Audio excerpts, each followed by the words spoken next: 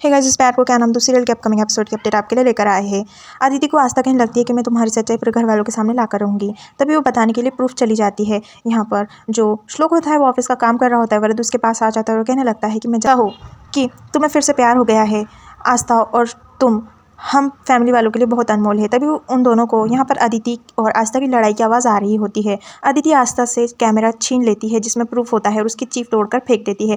आस्था उसे कहने लगती है कि क्यों किया तुमने ऐसा, क्यों ये चिप को तोड़ दिया, तुम्हारी हिम्मत कैसे हुई हमारे साथ ऐसा करने की। इसने सब कुछ किया है, इसने मेरी साड़ी जलाई थी, इसने मुझे मारने की कोशिश की है, इसने होली के रंग में केमिकल मिलाया था, इसी ने सब कुछ किया है और कार को भी इसी ने ऑन किया था ताकि मैं मर जाऊँ और फिर इसी ने मुझे धक्का देने की कोशिश की। सारी फसाद की जड़ यही है। तभी यहाँ पर अदिति कहने लगती है कि आस्था तुम ये क्या कर रही हो। वो अपने मगरमच्छ के आंसू बहाने लगती है और वो कहने लगती है कि तुम इतने झूठे आरोप मुझ पर क्यों लगा रही हो। तुम्हें ऐसा लगता है कि मैं तुम्हारे और श्लोक के बीच में आने की कोशिश कर रही हूँ, इसलिए तुम इतने मुझ पर आरोप लगा रही हो क्या।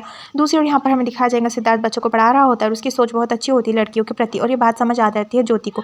तभी वो ज्योति के पास आता है और कहने लगता है तुम्हारा नाम। तभी ज्योति कहने लगती है कि मैं असली नाम नहीं बता सकती, इसलिए वो रोशनी नाम कह देती है अपना। वही यहाँ पर हमें दिखाया जाएगा अदिति जो होती है वो झूठा कह रही होती है। वो कहने लगती है कि क्यों आस्था तुम इतना सब कुछ कह रही हो मेरे बारे में, तुम्हें मेरे से इतनी नफरत थी तो तुम कह देती ना, मैं पापा के साथ चली जाती। आंटी अभी मेरी टिकट कराओ, मैं यहाँ से जाना चाहती हूँ। अंजलि कहने लगती है कि आस्था तुम माफ़ी मांगो अदिति से। अदिति जो होती है तो वो कहने लगती है कि क्यों आस्था तुमने मुझ पर इतने आरोप लगाए। तब यहाँ पर श्लोक भी अदिति की साइड लेते हुए नजर आता है। वो कहने लगता है वो हमारे घर की मेहमान है, तुम उससे इस तरीके से बात नहीं कर सकती। तभी आस्था कहने लगती है कि आप कह रही है ना सासू माई, इसलिए मैं इससे माफ़ी मांग रही हूँ, लेकिन एक बात तुम कान खोल कर सुन लेना अदिति, मैं तुम्हारी सच्चाई पूरे घर वालों के सामने ला कर ही रहूँगी।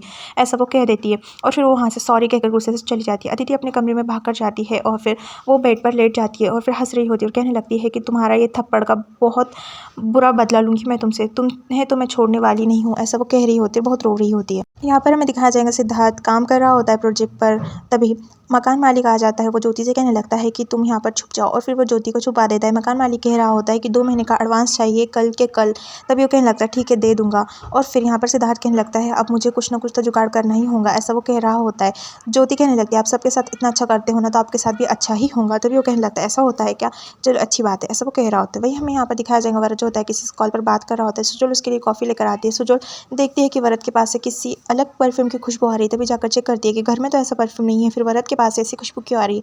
पूछती है, डिस्कस करती है इस बात में तो वरद गुस्सा हो जाता है और कहने लगता है तुम जानती क्या हो, तुम ऐसा कैसे मुझ पर इल्ज़ाम लगा सकती हो। यहाँ पर हमें दिखाया जाएगा जो सिद्धार्थ होता है वो कहने लगता है ज्योति से कि क्या तुम मुझे आइडिया दे सकती हो कि जल्दी से पैसे कैसे कमाया जाए। तभी वो कहने लगता है आइडिया, बड़े बूढ़े कहते थे ना कि पैसा क्या पेड़ पर उगता है, चलो हम पैसे का ही पेड़ लगा देते। तभी वो कुंडे के अंदर पैसे डाल देता है चिल्लर और फिर मिट्टी डाल देता है और यहाँ पर जो ज्योति होती है तो उस पर बहुत हंसने लगती है। तभी वो कहने लगता है देखो पैसे वसूल हो गए, तुम्हारी कितनी कीमती हंसी थी। यहाँ पर हमें दिखाया जाएगा श्लोक जो होता है गुस्से से आस्था के पास आ जाता है। आस्था कहने लगती है कि सब कुछ अदिति नहीं किया है श्लोक, आप तो मेरी बात का यकीन मानिए। श्लोक कहने लगता है कि देखो तुम जो कुछ भी कर रही हो ना बहुत गलत कर रही हो, तुमने आज जो कुछ भी किया ना तो बहुत गलत किया। तुम्हें अदिति से इस तरीके से बात नहीं करनी चाहिए तो इस तरीके से आरोप उस पर नहीं लगाना चाहिए था। तभी वो श्लोक से कहने लगती है श्लोक मेरी बात का यकीन मानिए, उसी ने मुझे जान से मारने की कोशिश की है, मेरा छोड़िए, लेकिन आप पर भी उसने ऐसा कहा है कि आपको तिल तिल करके मारने वाली है। मैंने खुद देखा है वीडियो में और जब वीडियो प्रूफ मेरे पास था तो उसने तोड़ दिया। श्लोक उसके बात का यकीन नहीं करता, कहने लगता है कि तुम ना पागल हो चुकी हो।